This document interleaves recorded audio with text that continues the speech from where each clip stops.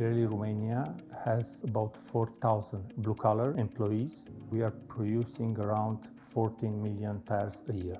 We started with A-Safe about 2 years ago. We replaced the steel protection used in the past in our factory. So we observed that the steel protections are damaged quite often and they don't come back to the original position. And also the concrete floor is damaged quite often. We wanted to avoid this damage and also to reduce the cost of replacing the steel protection.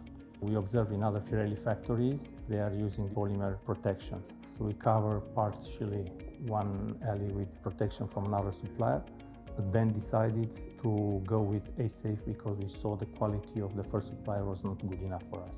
We observed that the first polymer protections don't come back to the original position and they still have the same problems like the steel ones.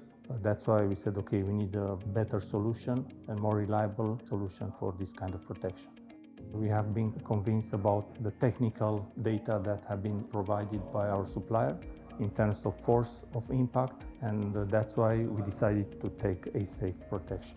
Over 2 years, we have zero returns. So we didn't replace any protection or bollard. We didn't repair the concrete around the protection, so the concrete is fine now.